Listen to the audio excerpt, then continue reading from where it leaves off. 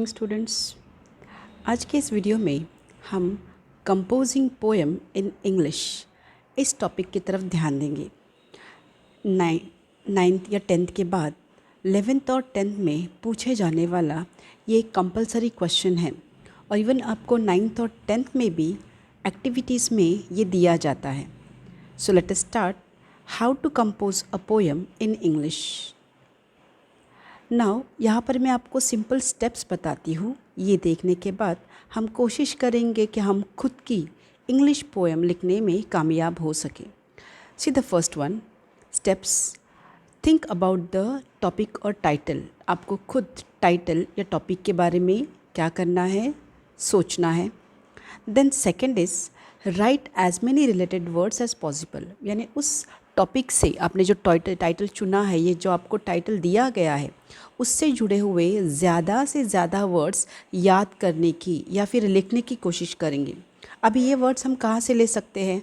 हम जैसे कि उसमें से देखो एडजेक्टिव्स ले सकते हैं, नाउन्स ले सकते हैं, उससे जुड़े हुए वर्ब्स ले सकते हैं या फिर एडवर्ब्स भी ले सकते हैं। और ये करने के साथ अगर सपोज़ हमको ये वर्ड्स नहीं मिलते हैं तो हम लोग उनको क्वेश्चंस पूछेंगे। कौन से क्वेश्चंस? WH वाले जितने पॉसिबल है। Who, what, where, when, how, why etcetera. बहुत ज़्यादा भी नहीं, हमको सिर्फ 4 लाइन की पोएम बने, 4 से 6 लाइन की। इसके लिए जिस सवाल का हमको सही सही जवाब मिलता है वही कवर करेंगे and then you can skip. सभी के जवाब पहले लेने ही है, ऐसा कुछ कंपल्सन नहीं। आपको मिनिमम 8 से 10 वर्ड्स भी मिलते हैं तो भी उसमें से हम कोई भी चुन के खुद की पोएम आसानी से बना सकते। Then after finding out those words, वो वर्ड्स मिलने के बाद हमको क्या करना है? उसके बाद हम कोशिश करेंगे कि हम खुद का सेंटेंस फ्रेम कर सकते। Try to frame sentences with them. जो हमको वर्ड्स मिले हैं ये ऊपर वाले, इन रिलेटेड वर्ड्स से हमको क्या करना है? सेंटेंस बनाने की कोशिश करनी है, प्लेन सेंटेंसेस, राइट।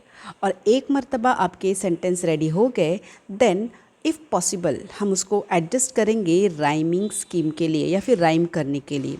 ये स्किल है, लेकिन एज आई सेड राइम करने से पहले हमको पहले सेंटेंस बनाते कैसे ये सीखना बहुत ज़रूरी है। So let us go step by step. एक सिंपल मैं एग्जांपल देती हूँ। जैसे कि मैंने टॉपिक लिया है गेम्स, मुझे टॉपिक मिला है गेम्स, ठीक है। टाइटल भी हो गया गेम्स। अभी इससे जुड़े हुए वर्ड्स मैंने यहाँ पर लिखे। अभी यहाँ पर देखो मैंने 6-7 ही लिखे, लेकिन मैंने आपको कहा है कम से कम 8 या 10। क्यों 8 to 10? क्योंकि हम इसमें से कुछ कैंसिल कर सकते हैं। लेकिन अगर हमने कम वर्ड्स लिए तो एंड टाइम पे, एंड वक्त पर हम उसको बढ़ा नहीं सकते, फिर हम कंफ्यूज होते हैं। इसके लिए मैक्सिमम वर्ड्स हम रेडी रखेंगे, फिर उसमें से जितने यूज़फुल है उतने यूज़ करेंगे, बाकी छोड़ देंगे, नो प्रॉब्लम, राइट। तो यहाँ पर मैंने गेम्स इस पोएम के लिए देखो कौन कौन से वर्ड्स चुने हैं। इंडोर है, outdoor, fun, strength, names, enjoy, school. अभी ये वर्ड्स मुझे कैसे मिले? जैसे कि मैंने सोचा कि गेम्स यानी क्या है? गेम्स यानी एक्टिविटीज़ है जो हमको फ़नी लगते हैं, हमको उससे फ़न मिलता है, एंटरटेनमेंट होती है, स्ट्रेंथ मिलती है, ताकत मिलती है। ये गेम्स कई किस्म के होते हैं, इंडोर होते हैं, आउटडोर होते हैं। कई सारे गेम्स के नाम हमको पता है। गेम्स हम एंजॉय करते हैं, कभी स्कूलों में, कभी घर पे, राइट। तो इस तरीके से जो मेरे दिमाग में आए मैंने वो वर्ड सामने लिख लिए। अब इसके बाद थर्ड स्टेप है कि मैं उनका इस्तेमाल करके सेंटेंस बनाने की कोशिश करूँगी। Simple sentences. See here the one I wrote, indoor games and outdoor games, these are the types of games. Second, कुछ नेम्स मेरे आंखों के सामने, वो है कैरम, चेस, क्रिकेट या फिर फुटबॉल। फिर है गेम्स का फ़ायदा क्या है? It creates fun and gives you strength. ये क्या करता है? एंटरटेनमेंट करता है, हमारे लिए मज़ा क्रिएट करता है और ऑल्सो हमारे बदन को ताकत देता है। फिर ये गेम हम कहाँ खेलते भला? समटाइम्स हम गेम स्कूल में भी खेलते हैं या फिर घर पे भी खेलते हैं, ठीक है। यहाँ तक हम पहुँच गए। अब हम कोशिश करेंगे इनको लाइन में लिखने की, यानी पोएटिक फॉर्म में, और अगर पॉसिबल होता है तो हम उनको राइम स्कीम में राइम करने की भी कोशिश करेंगे। जैसे कि मैंने देखो सिंपल मेरे हिसाब से बनाने की कोशिश की हूँ। इंडोर और outdoor games you play for sure. घर में के हो या बाहर के, गेम तो हम खेलते हैं ज़रूर। Carrom, chess, cricket, football, tell me what you play overall. Carrom, chess, cricket, football, ऐसे कई सारे गेम हैं। तो तुम मुझे बताओ तुम कौन कौन से गेम खेलते हो।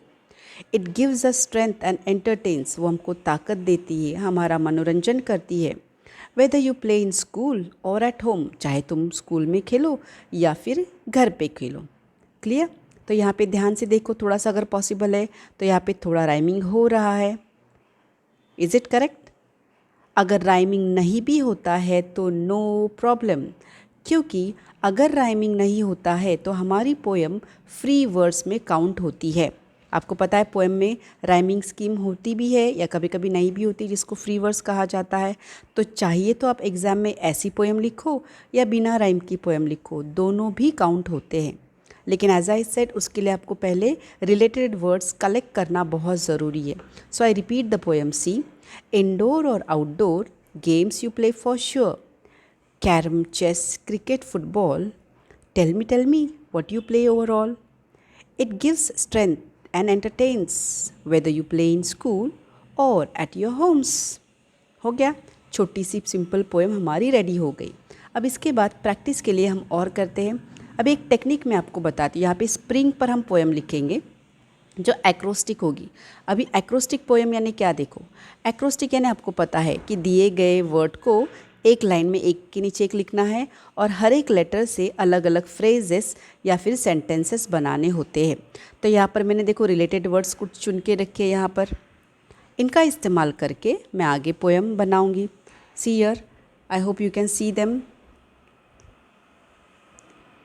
जैसे कि फ्लावर्स है, blossoms, happiness, cheerful, life and fragrance. Flowers, blossoms पता है, फ्लावर्स यानी फूल, ब्लॉसम यानी क्या है, ब्लॉसम यानी बहार, हैप्पीनेस खुशियाँ, चीयरफुल भी खुश, लाइफ यानी ज़िंदगी, और फ्रैग्रेंस यानी क्या, फ्रैग्रेंस यानी खुशबू। तो ये मुझे स्प्रिंग से जुड़े हुए अल्फाज मिल गए। अब इन अल्फाजों का हम इस्तेमाल करके मैं ये एक्रोस्टिक पोएम कंप्लीट करूँगी। कैसे, देखो। एस, मैंने वर्ड्स तो लिए हैं, लेकिन एज आई सेड हम एक्स्ट्रा और वर्ड्स ले सकते हैं। देखो, S for small and pretty flowers, छोटे और खूबसूरत फूल। Pink and so charming, pink है और ललचाने वाले हैं।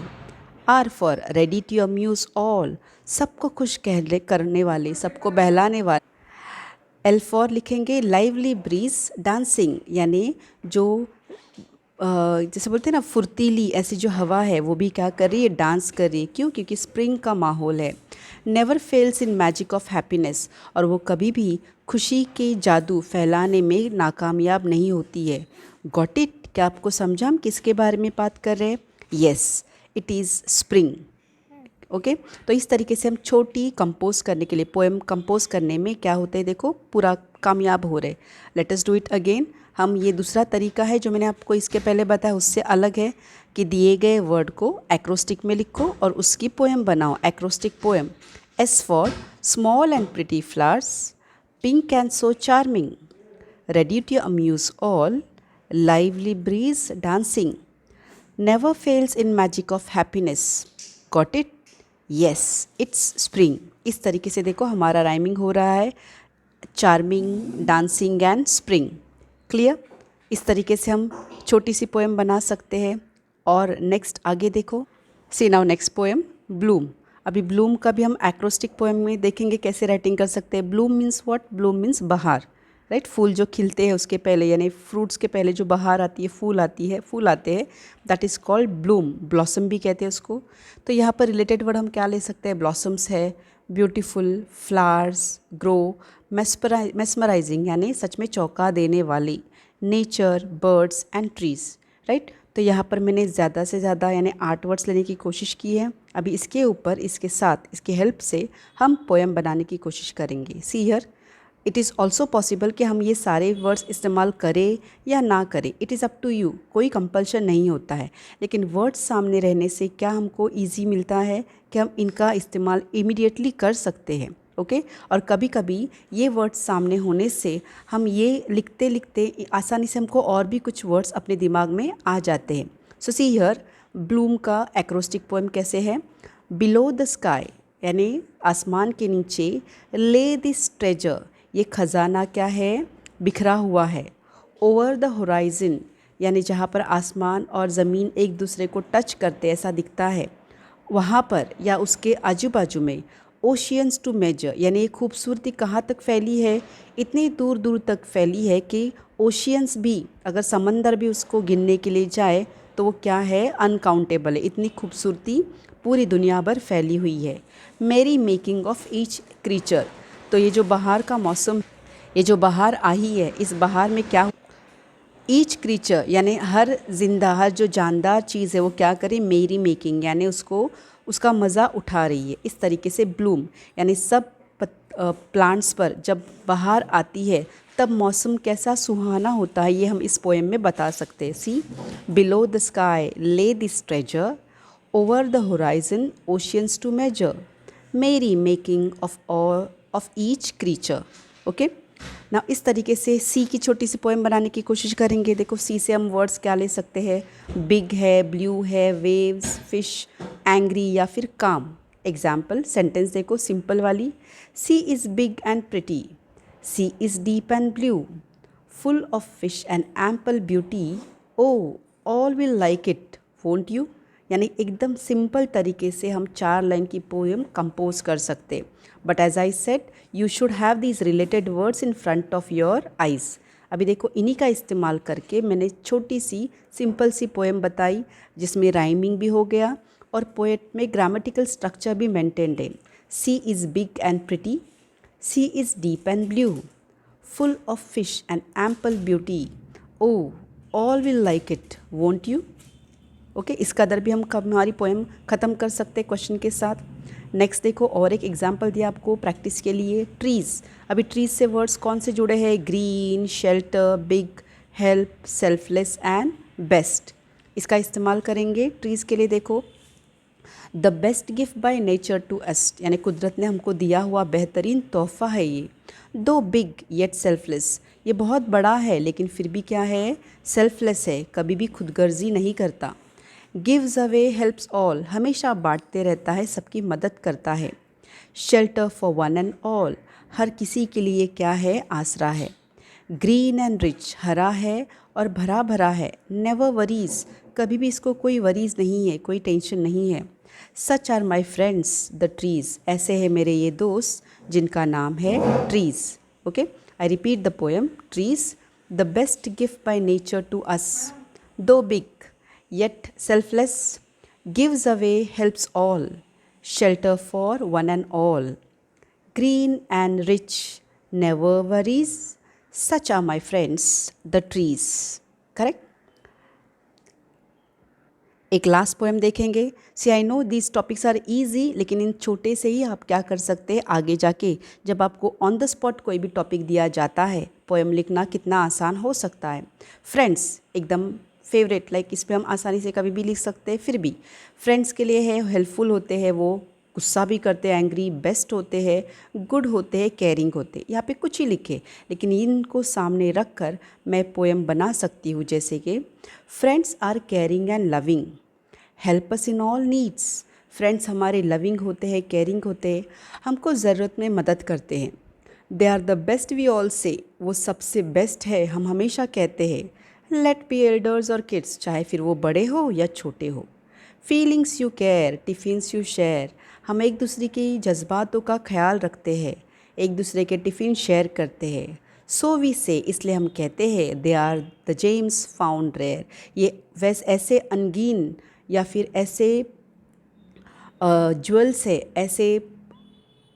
ऐसे हीरे हैं जो हमको बहुत ही कम मिलते हैं, कम है, कमी है उनकी, कम पाए जाते हैं। I repeat, friends are caring and loving, help us in all needs, they are the best we all say, let be elders और kids, feelings you care, tiffins you share, so we say, they are the gems found rare. I hope आपको इसमें से थोड़ी hint I होगी कि poem कैसे बनानी है। Thank you very much. Try to write this poems in your notebook, या फिर ऐसे ही खुद की पोएम लिखने की कोशिश करो। एंड इफ़ पॉसिबल, अगर आप सच में कोशिश करते हैं, आपको पॉसिबल होता है, तो डेफिनेटली एक छोटी सी 4 लाइन की पोएम कंपोज करके कमेंट में डेफिनेटली उसको पोस्ट करना एंड मुझे बताना। Thank you very much.